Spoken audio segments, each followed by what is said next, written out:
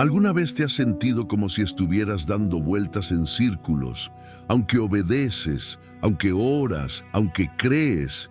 ¿Alguna vez has sentido que por más lejos que vayas, el desierto nunca termina, que las promesas están frente a ti, pero no puedes alcanzarlas? Si alguna vez te has preguntado por qué Dios te permite esperar, por qué ciertos ciclos se repiten o por qué el cielo a veces está en silencio, entonces esta historia es para ti. Porque el Registre no es solo un viejo disco, es el reflejo de nuestras luchas internas, nuestras batallas espirituales y nuestras dudas más profundas.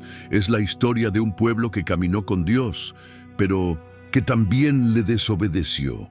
De una generación que vio milagros, pero también sufrió pérdidas. Líderes que se cansaron, gente que se quejó, jóvenes que se levantaron con una fe diferente y sobre todo, es la historia de un Dios que incluso en medio del desierto, Él nunca dejó de guiar, corregir y amar. Quédate hasta el final, porque aquí encontrarás respuestas, advertencias, esperanza y dirección para tu propio viaje. No es solo una historia, es un espejo de tu propio viaje espiritual. Antes de comenzar esta poderosa historia, te invito a suscribirte al canal y activar la campanita para que no te pierdas ninguna palabra que transformará tu vida.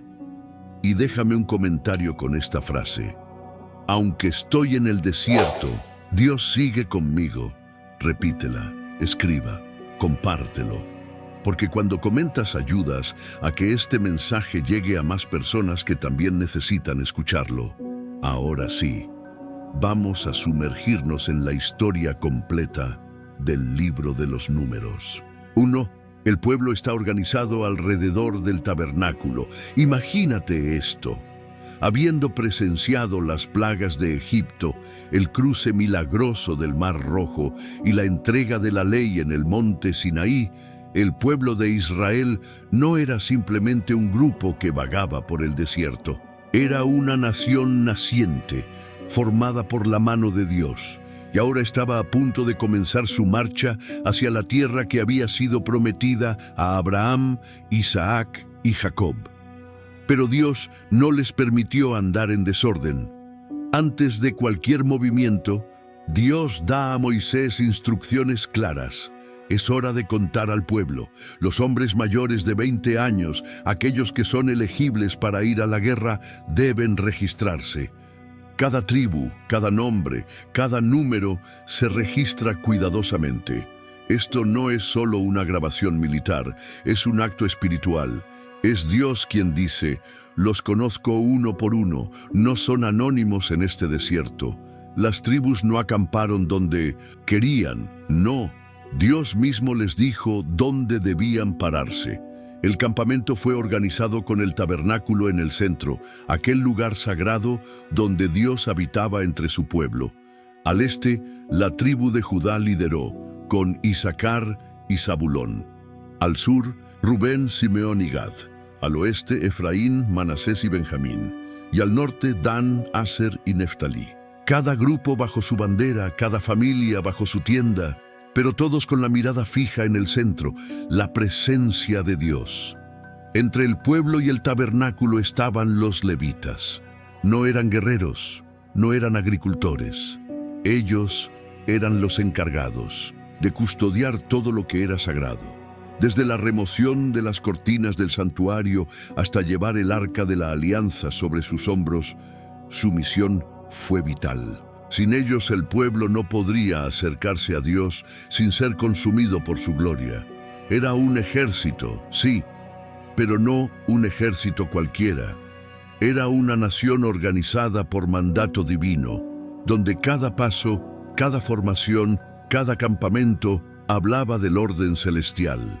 Porque donde está la presencia de Dios, hay propósito, hay orden y hay dirección. Este momento en el libro de Números no es solo historia antigua, es una imagen poderosa. Cuando ponemos a Dios en el centro, todo lo demás encaja. 2. Los levitas. apartados para el servicio sagrado. Después que el pueblo fue contado y organizado alrededor del tabernáculo, Dios hizo algo asombroso. Entre las 12 tribus de Israel, eligió una, la tribu de Leví, para una misión completamente diferente de las demás. Mientras las otras tribus preparaban a sus hombres para la guerra, trabajaban la tierra o cuidaban el campamento, los levitas no tenían espadas, sino incensarios. No llevaban escudos, sino utensilios sagrados. Su tarea no era defender la tierra, sino servir en el lugar más sagrado del campamento, el tabernáculo, la morada de Dios entre el pueblo. ¿Y por qué los levitas? ¿Qué tenían de especial? Dios explicó que en lugar de exigir la consagración de los primogénitos de cada familia israelita, como había ordenado después de la Pascua en Egipto, Él tomaría a todos los levitas como suyos. Fue un cambio profundo. Una tribu entera le pertenecería, separada del resto, santificada para el servicio exclusivo del Eterno. Los levitas se dividían en 3 familias principales: los gersonitas, los coatitas y los meraritas. Cada grupo tenía responsabilidades distintas y muy específicas, como si fueran parte de una gran máquina sagrada. Los quejatitas cuidaban los objetos más sagrados: el arca de la alianza, el altar, la mesa del pan, el candelero. Pero hubo una advertencia clara: no podían mirar directamente estos objetos sagrados, de lo contrario, morirían.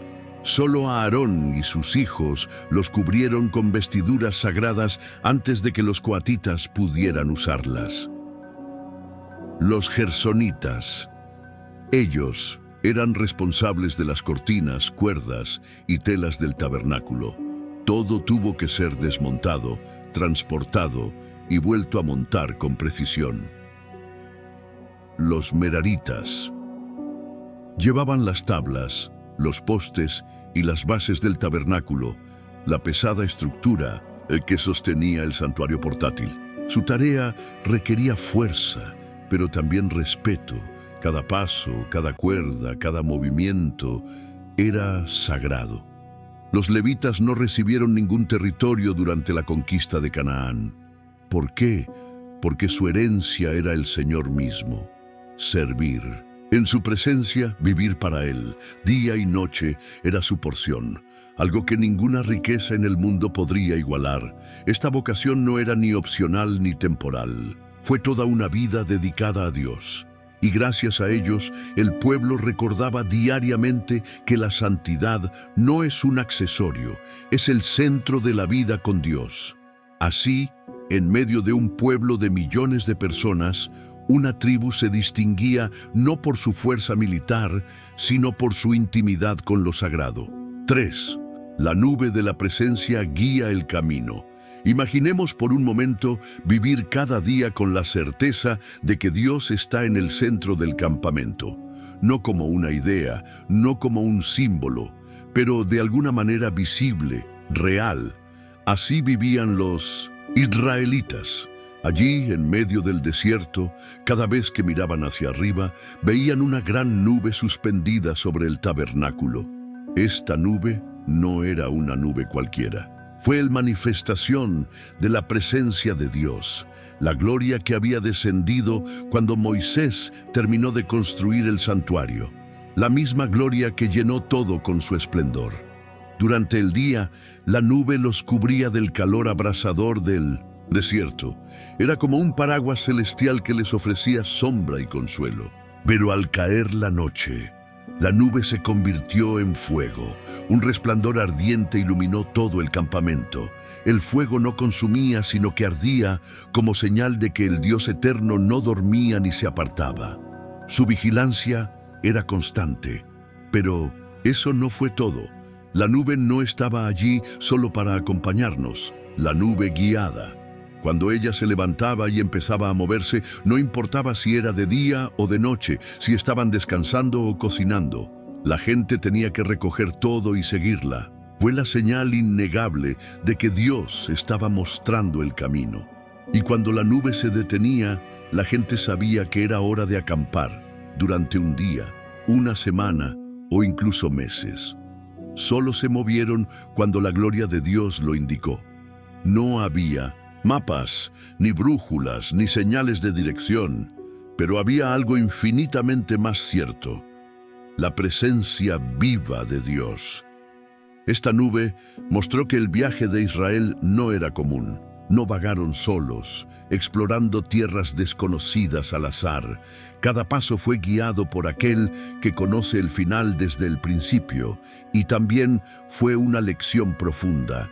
Aquellos que son guiados por Dios no eligen su propio camino, aprenden a depender.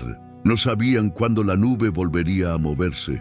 Les enseñó paciencia, vigilancia y confianza. Un pueblo entero, millones de personas, que están aprendiendo a esperar el tiempo de Dios y a caminar con Él cuando llegue el momento adecuado. Hoy puede que no veamos ni una sola nube en el cielo, pero el principio permanece. Aquellos que siguen la presencia de Dios tienen dirección. Incluso en medio del desierto, nunca se pierden. ¿Esto significa algo para ti? Entonces, tómate un breve descanso y dale me gusta al vídeo. Es una manera de decir: Señor, recibo tu enseñanza. 4. Las trompetas del movimiento. El desierto era enorme, el pueblo numeroso, el campamento enorme, con millones de personas organizadas en tribus, familias, jefes y sacerdotes. ¿Cómo saber cuándo partir?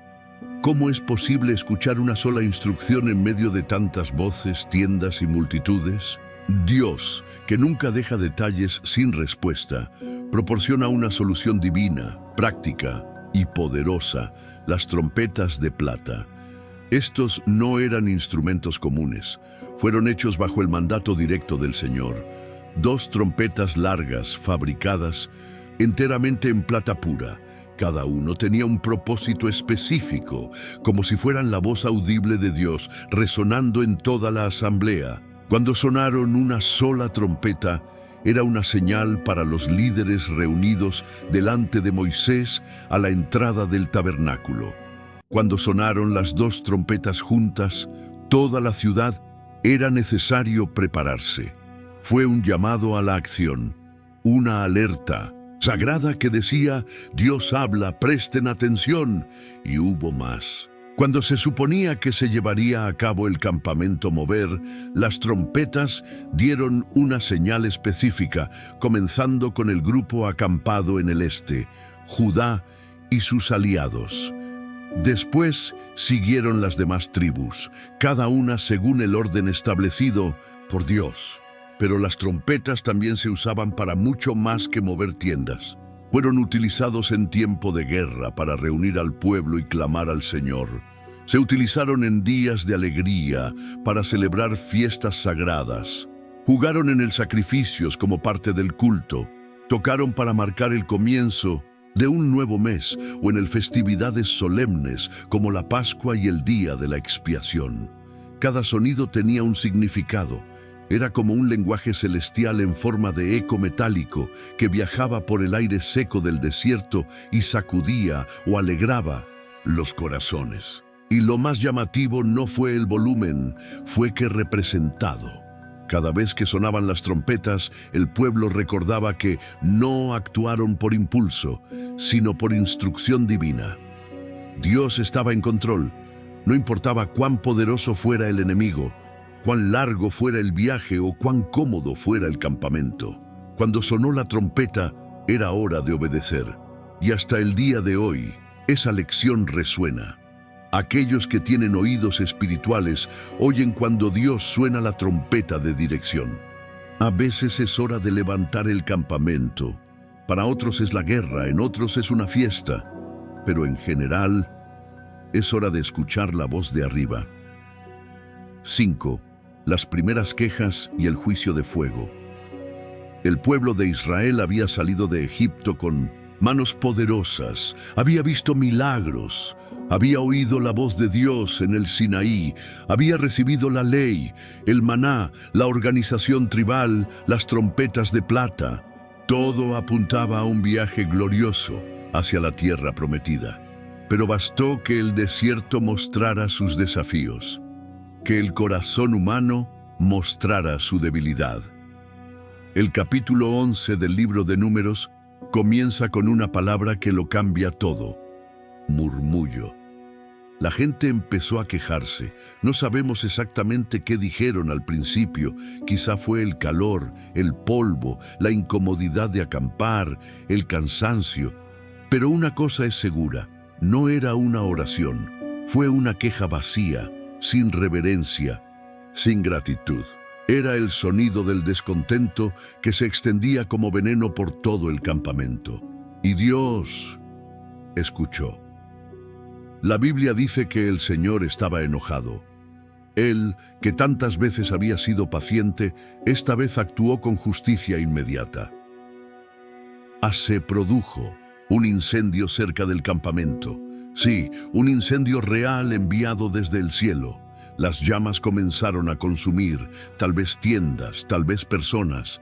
La Biblia no dice cuántos, pero indica claramente que el fuego era feroz. El miedo se ha extendido. El pueblo corrió hacia Moisés.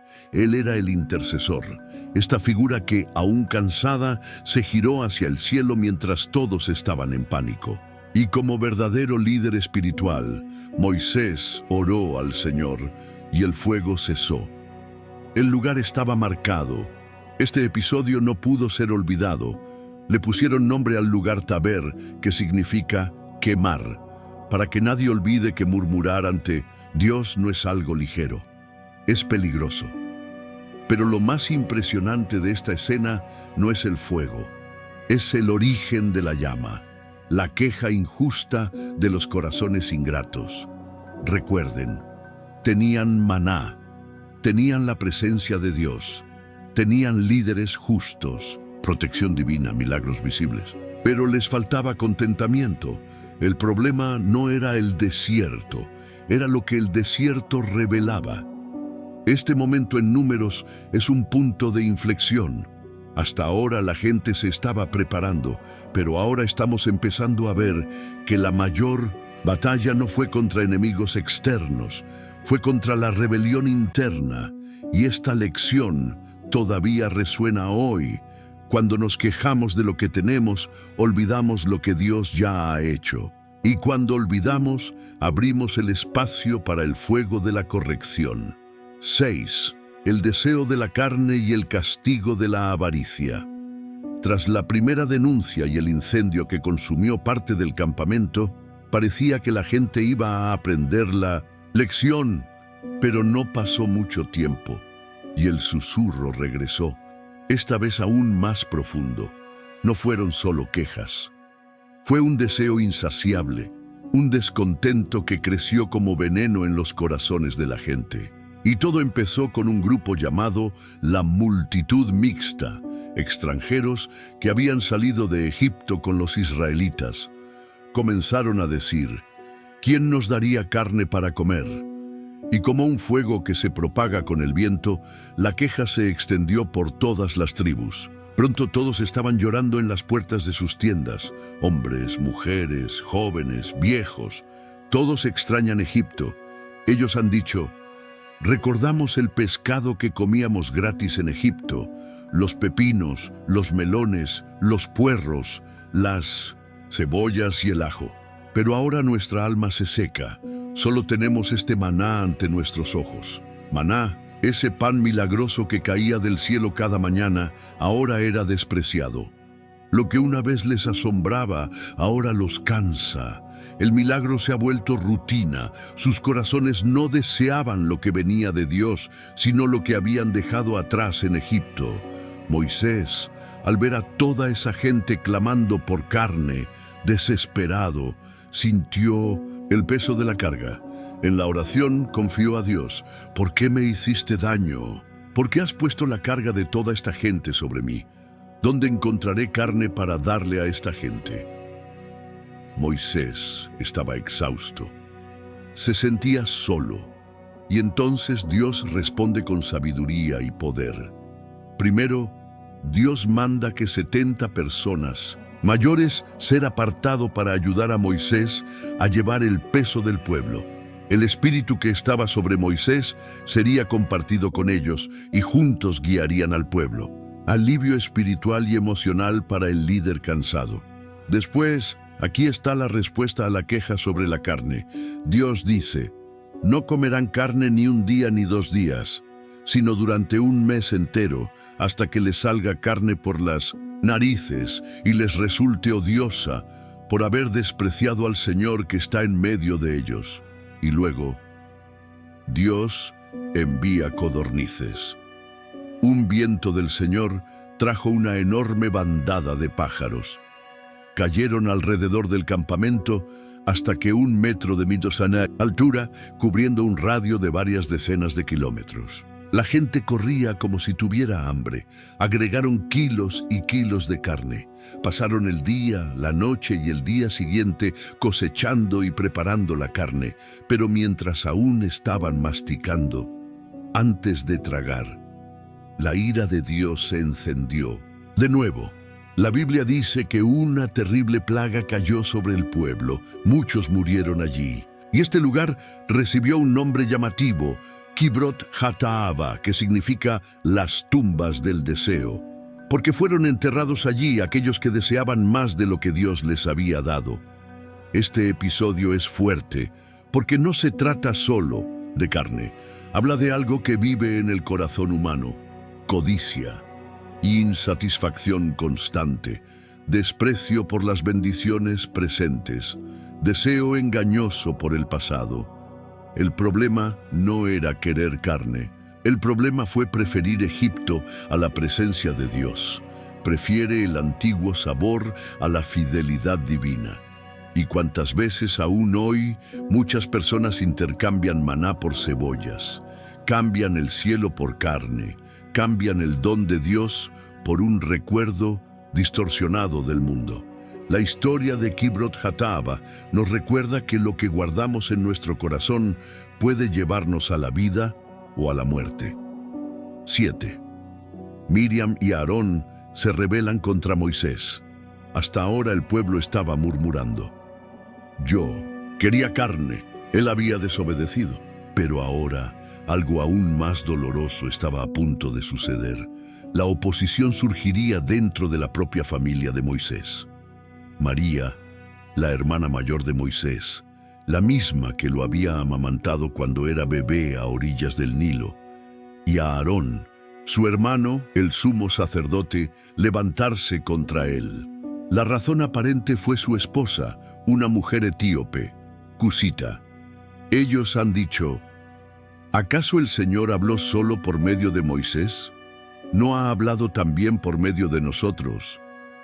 Pero en 1900, el fondo no se trataba de su esposa, era envidia, orgullo, un intento de ponerse al mismo nivel que aquel que Dios había elegido como líder principal de Israel. Y entonces sucede algo notable: y el Señor le oyó. Nombres 12:2. Sí, Dios escuchó. El Señor, que ve el corazón y discierne las intenciones más ocultas, escuchó esta conversación secreta, y su respuesta fue inmediata. Llamó a Moisés, a Aarón y a María y les dijo: salid los 3 a la tienda de reunión. Fue como si Dios mismo dijera: resolvamos esto ahora, cara a cara.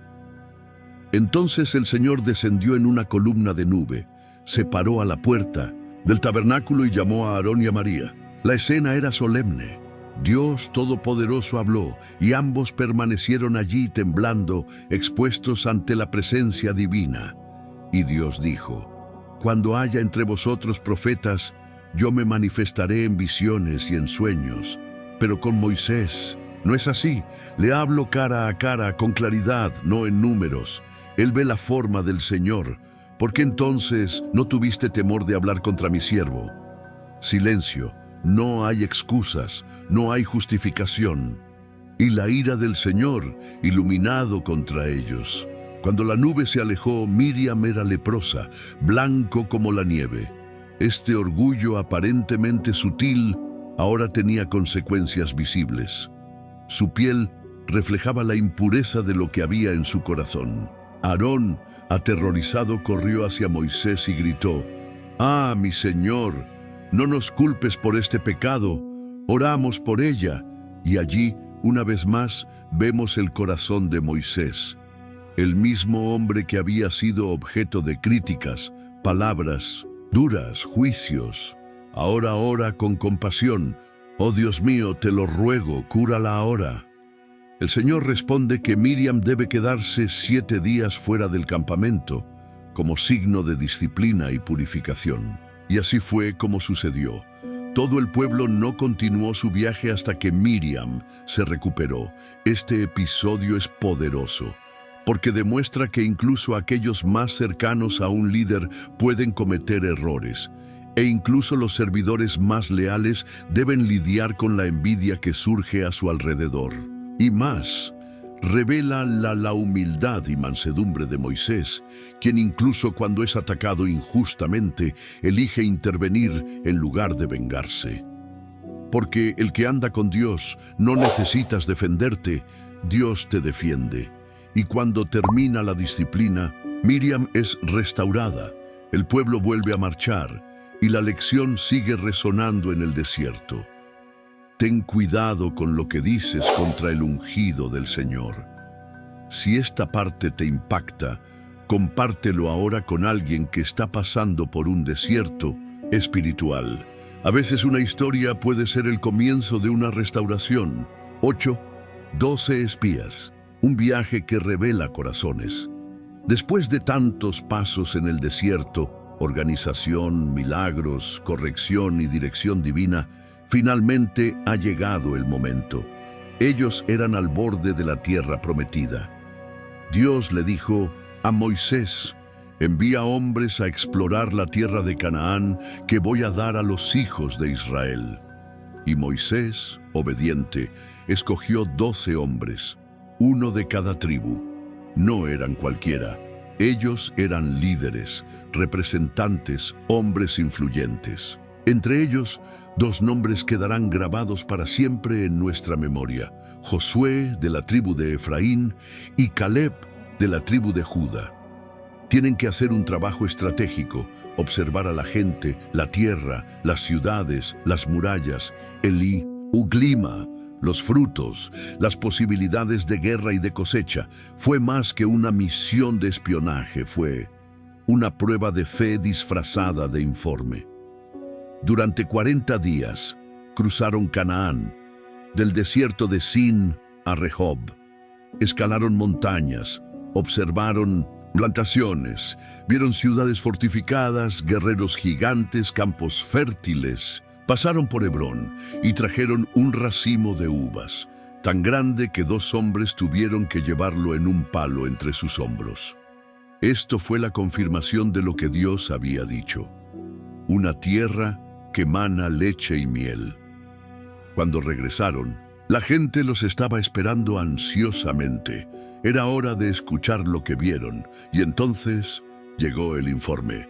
Todos los espías estuvieron de acuerdo en que la tierra era rica, fértil y buena, pero 10 de ellos añadió algo extra, algo que cambiaría el curso de la historia. Sí, el país es bueno, pero está habitado por gigantes. Las ciudades están fortificadas y éramos como saltamontes ante ellos. El miedo empezó a extenderse. Las palabras de los 10 hombres penetraron como veneno en los corazones del pueblo. La desesperación se apoderó del campamento. Lloraron, murmuraron y dijeron: «Es mejor volver a Egipto. Nombraremos un capitán y volveremos a casa». Fue entonces cuando Josué y Caleb se levantó con valentía. Se rasgaron la ropa y gritaron: «El país es bueno. Si al Señor le agradamos, nos lo dará. No temáis al pueblo de la tierra, porque vuestra protección se ha apartado de ellos. El Señor está con nosotros». Pero el pueblo no los escuchó. De lo contrario, quienes los apedrearon. En ese momento, la gloria del Señor apareció sobre el tabernáculo. Dios estaba furioso. Había demostrado su poder en Egipto, su cuidado en el desierto, su perdón en las faltas, y sin embargo, el pueblo se negó a creer. El Señor dijo: ¿hasta cuándo me va a irritar esta gente? No entrarán en la tierra que juré a sus padres. Cualquiera que tuviera más de 20 años y dudara, moriría en el desierto. Solo Josué y Caleb vivirían para pisotear la promesa, porque en ellos estaba un espíritu diferente. El pueblo lloró, se arrepintió, pero ya era demasiado tarde. La sentencia ya había sido dictada. Algunos intentaron subir y tomar la tierra por la fuerza al día siguiente, pero fueron derrotados por los amalecitas y los cananeos. ¿Para qué sin la presencia de Dios no hay conquista? Esta misión de los 12 espías reveló más que la tierra, reveló corazones. 10 vieron los obstáculos, 2 vieron la promesa, 10 enemigos vieron. En segundo lugar, vieron un Dios más grande. Y esta es la lección. La tierra prometida no es solo para los que ven, es para los que creen. 9. El precio de la incredulidad. 40 años en el desierto. El sonido del llanto resonó por todo el campamento. No era solo tristeza, era rebelión. Después del informe de los espías, el pueblo de Israel tomó una decisión dramática: regreso a Egipto. Sí, querían elegir un nuevo líder y abandonar todo lo que Dios había hecho hasta entonces. Se olvidaron del Mar Rojo, del maná, de la nube, del fuego, de la voz del Sinaí, de todo. Un solo estallido aterrador bastó para borrar los milagros de la memoria. Y luego, el Señor ha hablado. Moisés entró en intercesión una vez más. Cayó sobre su rostro y oró con todo el peso de la responsabilidad sobre sus hombros. Él pidió misericordia. Él pidió perdón. Él dijo: perdona ahora la iniquidad de este pueblo conforme a la grandeza de tu misericordia. Y Dios, con gracia, respondió: los he perdonado según tu palabra. Pero el perdón no desharía las consecuencias. El Señor declaró: porque ya me han tentado 10 veces, no verán la tierra que juré a sus padres que les daría. Ninguno de los que despreciaron mi promesa entrará en ella. Fue un momento decisivo. La generación que salió de Egipto con poder y gloria ahora escucharía una dolorosa sentencia. Vivirían el resto de sus días vagando por el desierto. No serían días ni meses, sino 40 años, un año por cada día que los espías exploraron el país. Durante 4 décadas, estas personas experimentarían un viaje sin destino, no por falta de dirección, sino porque falta de fe. Verían sus cuerpos caer gradualmente al suelo seco. Enterraron a sus padres, a sus hermanos, a sus líderes, hasta que solo los jóvenes que habían crecido en el desierto, y Josué y Caleb, estuvieron vivos para cruzar el Jordán. Este fue el precio de la incredulidad. El pueblo escuchó el decreto y trató de reaccionar. A la mañana siguiente, con remordimiento y orgullo, tomaron las armas y decidieron subir a las montañas para luchar solos contra los enemigos de Canaán. Pero Moisés les advirtió: no subáis, porque el Señor no está entre vosotros. Se fueron de todos modos. ¿Y qué pasó? Fueron derrotados. Los amalecitas y los cananeos los persiguieron como el viento que sopla entre las hojas secas. Porque cuando actúas fuera del tiempo de Dios, ni siquiera el coraje es suficiente. Este capítulo de Números es una herida abierta en la historia de Israel. Es como si Dios dijera: los saqué de Egipto, pero no pude quitar a Egipto de sus corazones. Incredulidad. No es solo una duda, es una elección, y en esta generación fue la elección la que selló su destino. Pero incluso en el juicio había esperanza. Mientras los padres caían en el desierto, sus hijos crecían viendo la fidelidad de Dios cada día. Crecieron con el maná, con la nube, con la columna de fuego. Crecieron aprendiendo que cuando Dios habla, tienes que creerle. Y así, generación tras generación, el desierto se convirtió en escuela. Una escuela difícil, pero una escuela de fe. 10. La rebelión de Coré y la apertura de la tierra. En el desierto, tras la condena de 40 años de espera, algo aún más peligroso empezó a surgir, no entre los extranjeros, sino entre los líderes de Israel. Un hombre llamado Corazón, de la tribu de Leví, pariente de Moisés y de Aarón, se levantó con arrogancia. No estaba solo. A su lado estaban Fecha, Abiram y Seguro, de la tribu de Rubén. Juntos se reunieron 250 hombres, príncipes, jefes de la congregación, hombres respetados. Ellos fueron a Moisés y dijeron en voz alta delante del pueblo: «Basta. ¿Por qué se ensalzan por encima de la asamblea del Señor? Todo el pueblo es santo y el Señor está entre nosotros». Parecía igualdad, pero era orgullo. Coré no quería justicia, quería el lugar de Moisés. Yo quería autoridad, yo quería el sacerdocio, yo quería ser visto. Cuando Moisés oyó esto, cayó rostro en tierra, no por miedo a Coré, sino por miedo a lo que sabía que Dios haría. ¿Por qué Moisés no se había levantado por sí solo? Fue elegido por Dios en el fuego de la zarza. Y Moisés entonces habló con firmeza: «Mañana el Señor mostrará quién es suyo y quién es santo».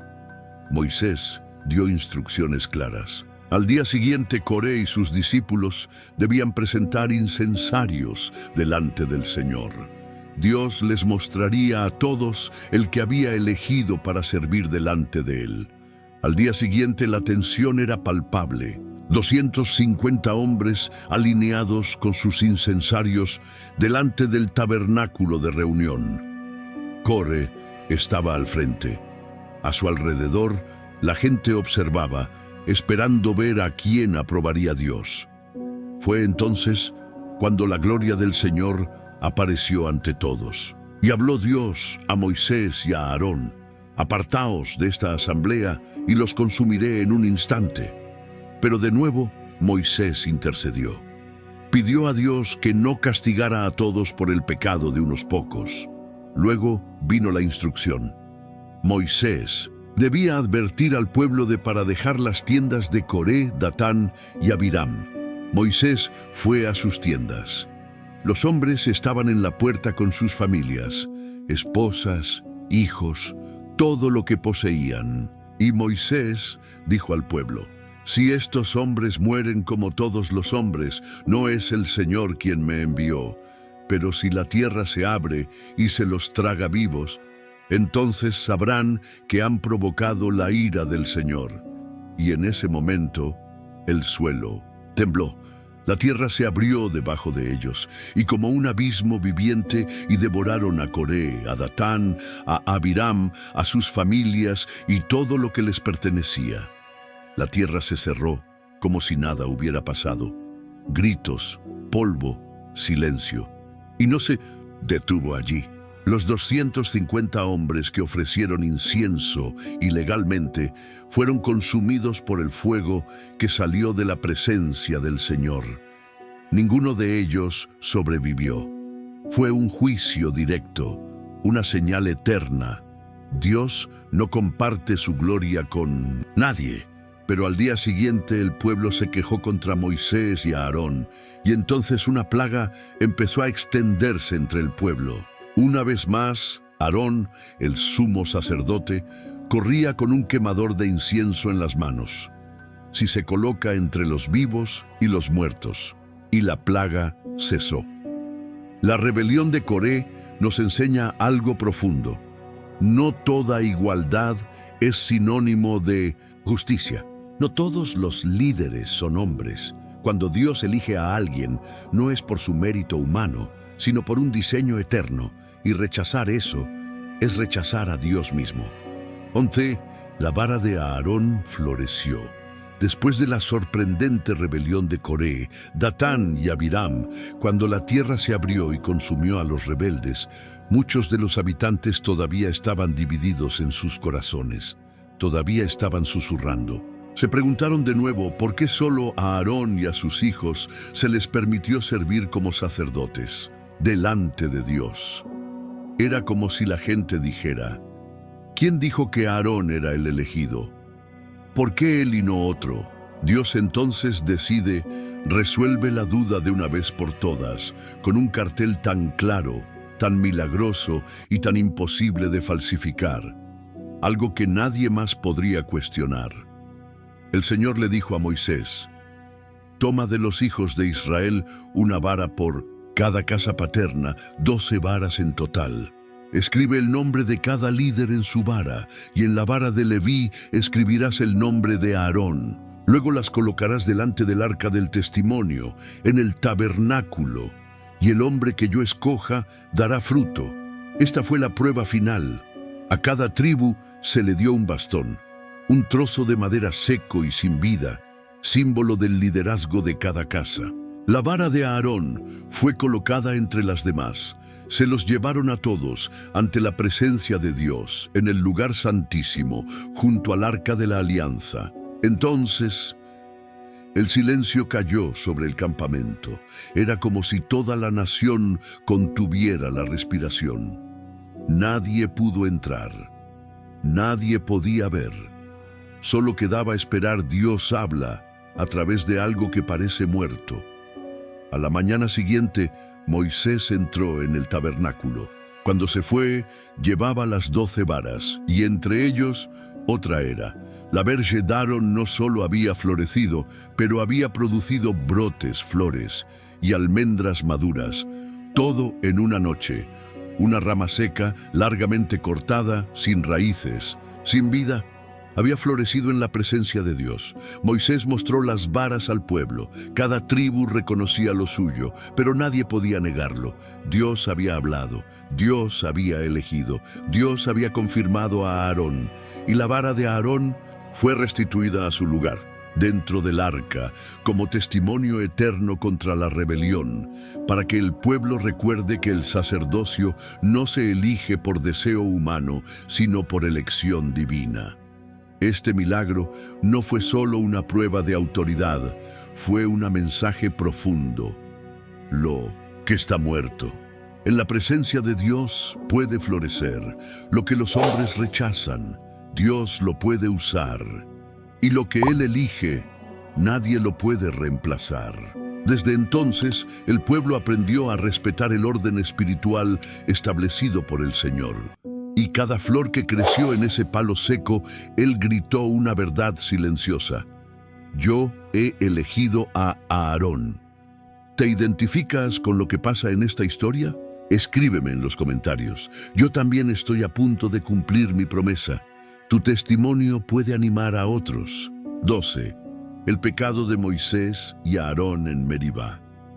El pueblo ya había caminado muchos años por el desierto. La generación anterior estaba muriendo y los niños, ahora adultos, se preparaban para entrar en la tierra prometida. Pero el corazón humano continúa siendo probado. En Tecaes, en el desierto de Sin, ha surgido una nueva crisis. No había agua. La gente, sedienta y cansada, hizo lo que parecía una costumbre. Se quejó contra Moisés y Aarón. Ojalá hubiéramos muerto cuando nuestros hermanos perecieron ante el Señor. ¿Por qué has traído a la asamblea del Señor a este desierto para que muramos aquí nosotros y nuestro ganado? Olvidaron todas las liberaciones, los milagros, el maná, la nube, la roca anterior, y volvieron a poner a Moisés contra la pared. Moisés y Aarón, como siempre, fueron en la presencia de Dios. Cayeron sobre sus rostros y la gloria del Señor apareció. Y luego, Dios habló claramente: toma la vara y reúne a la asamblea, tú y Aarón tu hermano, y habla a la peña a vista de ellos, y ella dará su agua. Fue sencillo. Habla con la roca. No golpear, no forzar. Justo hablar. Demuestra que el poder está en Dios, no en la fuerza del hombre. Moisés tomó la vara como el Señor le había ordenado. Reunió al pueblo delante de la roca como antes, pero algo era diferente. El corazón de Moisés estaba herido. años de murmuraciones, rebeldía y desprecio. Esta última queja fue la gota que colmó el vaso. Moisés, lleno de ira, habló con la gente con dureza. «Escuchen, pandilla de rebeldes, les traemos agua de esta roca», y luego golpeó la roca 2 veces con la vara. Salió el agua. Sí, Dios hizo brotar el agua. La misericordia fluyó como un río para saciar la sed del pueblo. Pero en este acto, algo precioso se ha roto. Dios había pedido que distrito, no eso golpear. Y Moisés, al hacer esto, se apropió de la gloria que pertenecía a Dios.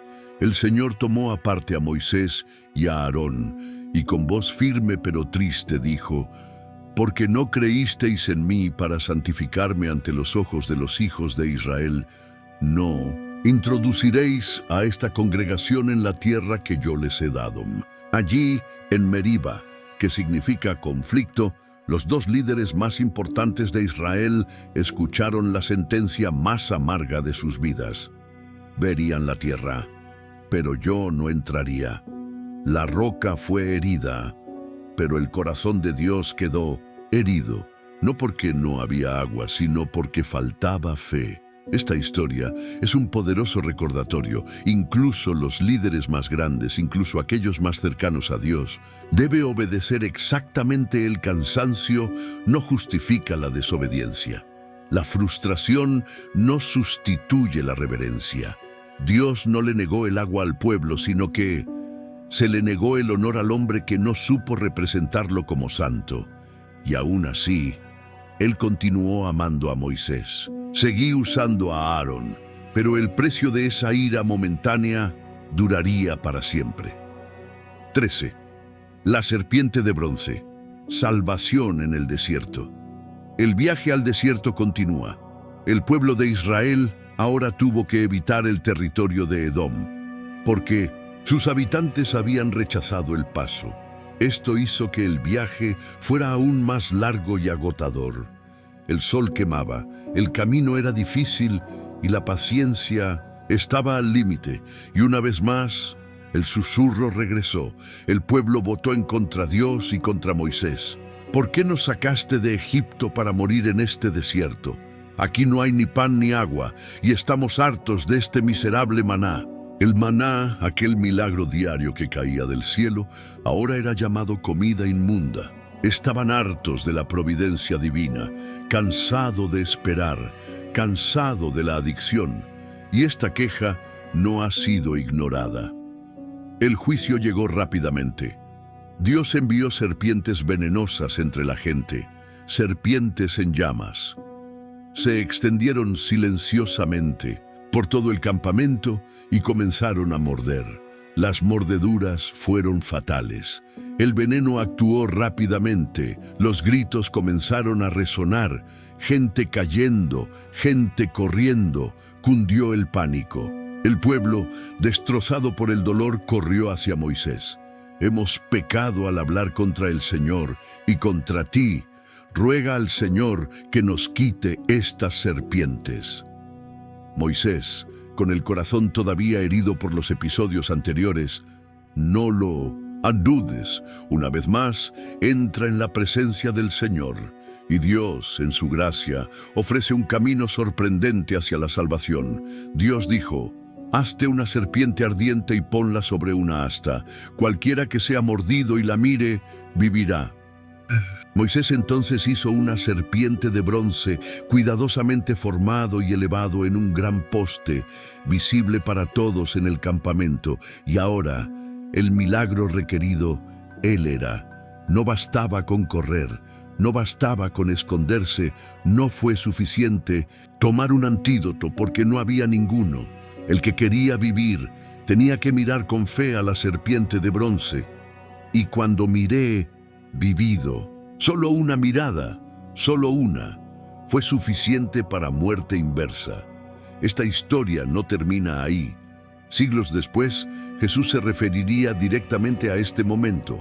En Juan 3:14, Él dijo: «Y como Moisés levantó la serpiente en el desierto, así es necesario que el Hijo del Hombre sea levantado, para que todo aquel que en él cree no se pierda, mas tenga vida eterna. La serpiente de bronce era una sombra profética de la cruz. En el desierto, la gente se curaba al mirar algo que representaba el juicio de Dios sobre el pecado. En la cruz, Jesús sería levantado, y allí se convertiría en pecado para nosotros, para que todos los que miran a Él con fe, vivido. Esta historia nos enseña que el pecado tiene veneno, el desierto tiene serpientes, pero Dios, en su misericordia, siempre ofrece un camino hacia la salvación. Y a veces, este camino no requiere ni fuerza ni escape, justo una mirada de fe. 14. Balaam y el burro que vio a Dios. El pueblo de Israel avanzó por el desierto, ganando batallas y acercándose a Canaán. Su reputación ya estaba bien establecida. Los reyes y las naciones temblaron cuando oyeron que el Dios de Israel iba con ellos. Y uno de estos reyes, Plan, rey de Moab, estaba aterrorizado. Él había visto lo que los israelitas habían hecho a los amorreos, cómo habían derrotado a Sehón y a Og, y ahora estaban acampados en las llanuras de Moab, cerca del Jordán. Balac no quería enfrentarlos con espadas. Tenía un plan diferente, guerra espiritual. Luego llamó a un hombre llamado Balaam, un profeta de la tierra de Petor, junto al río Éufrates. Balaam era conocido por su dicho: el que bendigas será bendito, y el que maldigas será maldito. Balac envió mensajeros con riquezas y promesas. Ven y maldíceme a este pueblo, dijo. Balaam oyó y oró a Dios. Y Dios respondió claramente: no vayas allí, no maldigas esta ciudad, porque es bendita. Balaam se negó, pero Balac no se dio por vencido. Él envió más príncipes, con más honor, con más dinero, y Balaam, tentado, volvió a preguntar a Dios. Y esta vez Dios dijo: ve con ellos, pero solo harás lo que yo te diga. Entonces Balaam se puso en camino montado en su asno. Pero aquí algo empieza extraordinario. Dios vio que el corazón de Balaam estaba dividido. Dijo que obedecería, pero en el fondo yo quería el dinero. Yo quería este honor. Quería aprovechar la oportunidad. Entonces el ángel del Señor se interpuso en su camino como un oponente. Balaam no vio nada. Pero tu burro vio. Sí, el burro vio al ángel con una espada desenvainada y se desvió del camino. Balaam, enojado, la golpeó. Más adelante, el ángel reapareció. El burro se estrelló contra la pared y aplastó el pie de Balaam. Él la golpeó otra vez. La tercera vez, el ángel se encontró en un camino estrecho sin salida. El burro: acuéstate en el suelo. Balaam perdió la paciencia y la golpeó violentamente, y luego Dios abrió la boca del burro. Sí, el burro habló con voz humana. ¿Qué te hice para que me azotaras estas 3 veces? Balaam, sin siquiera darse cuenta del absurdo, respondió: porque te burlaste de mí. Si tuviera una espada te mataría ahora mismo. Y el burro dijo: ¿no soy yo tu burro, el que siempre has montado? ¿Te he hecho esto alguna vez? En ese momento, los ojos de Balaam se abrieron. Vio al ángel con su espada levantada y cayó rostro en tierra. El ángel dijo: salí a resistirte porque tu camino me parece malo. Balaam reconoció su error. El ángel le permitió continuar, pero solo para decir todo lo que Dios ha mandado. Nada más. Cuando se presentó ante Balac, el rey esperaba oír una maldición. Pero Balaam, lleno del Espíritu de Dios, pronunció poderosas bendiciones sobre Israel. Qué hermosas son tus tiendas, oh Israel. Se extienden como arroyos. Dios los sacó de Egipto y tiene la fuerza de un búfalo. Y también profetizó algo extraordinario. Lo veré, pero no ahora. Lo miraré, pero no de cerca. Saldrá una estrella de Jacob y se levantará un cetro de Israel.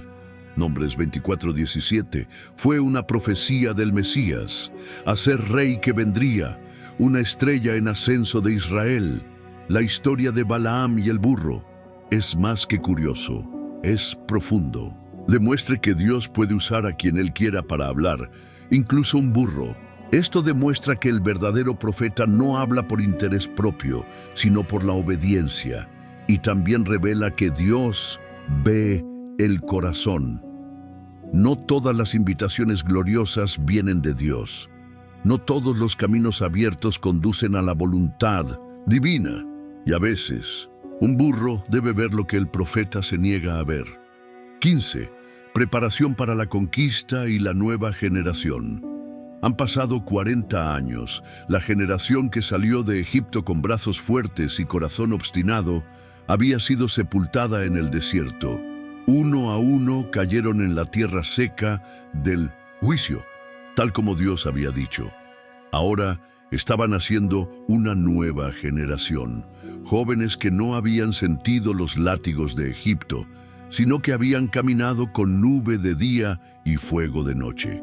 Una generación nacida bajo la provisión del maná, criada al son de las trompetas y formada por el silencio de Dios. Y el momento había llegado. Era hora de prepararse para conquistar la tierra prometida, pero antes de la batalla era necesario organizador. Dios manda un nuevo censo. Los jefes vuelven a contar los hombres aptos para la guerra, uno por uno, tribu por tribu. Ya no son los mismos nombres, no son los mismos números. Es un pueblo renovado, dispuesto a obedecer, pero algo extraordinario sucede en medio de esta cuenta regresiva. 5 mujeres, hijas de Zelofeade. Acércate a Moisés. No tienen hermanos y según la ley no heredaría tierras. Pero con valentía, fe y honor dicen: ¿por qué debe borrarse el nombre de nuestro padre de su familia por no tener hijos? Danos una herencia. Moisés consulta a Dios y Dios dice que tienen razón. Se convierten en un símbolo de la justicia divina y la ley se ajusta. Un detalle que demuestra que Dios no se olvida de nadie, ni siquiera de las voces silenciosas de las mujeres en un mundo dominado por los hombres. Poco después, otro paso importante, Josué es elegido oficialmente como sucesor de Moisés. El gran líder que guió al pueblo durante décadas escuchó a Dios. Toma a Josué, hijo de Nun, hombre en quien reside el Espíritu, y pon tu mano sobre él. Allí, delante de toda la asamblea, Moisés pone sus manos sobre Josué. La gente ve, aprender, él entiende. El ciclo cambia, pero la misión continúa. Entonces Dios comienza a dar instrucciones claras para el futuro. ¿Cuáles serán las fiestas y los sacrificios? ¿Cómo dividir un terreno en lotes? ¿Cómo levantarse ciudades de refugio? Lugares donde los fugitivos podían refugiarse hasta que recibieran un juicio justo. Cómo cada tribu cuidaría su patrimonio. Cómo la fe debe permanecer en el centro de la vida nacional. Y con todo listo, el pueblo acampó en las llanuras de Moab, a orillas del Jordán, pensar.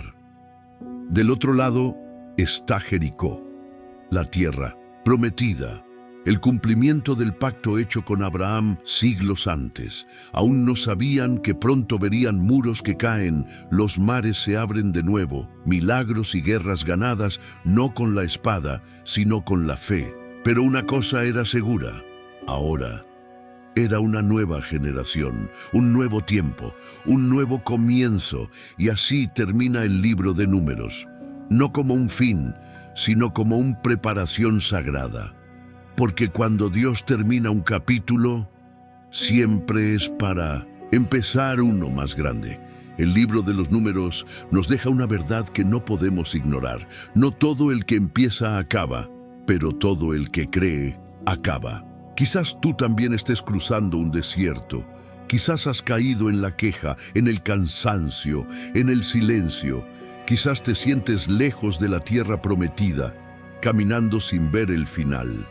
Pero esta historia te recuerda que Dios no nos abandona en el camino, que aunque duela, Él entrena, aunque disciplina, también guía, y que aún en el polvo hay un propósito. La solución no es retroceder ni huir, está en la creencia, obedeciendo, quedándose, porque al final no es el desierto el que define tu destino, es tu fe en Dios la que camina contigo. Si esta historia te tocó el corazón, no te vayas sin tomar acción. Comprueba si ya estás suscrito al canal y si no, hazlo de inmediato. Activa la campana para recibir más contenido que te acerque a la verdad de la palabra. Y sobre todo, comparte este video con alguien que está cansado en el camino, alguien que necesita recordar que Dios nunca deja de guiarnos, incluso en el desierto. Nos vemos en la próxima historia. Sigue caminando. La promesa está más cerca de lo que piensas.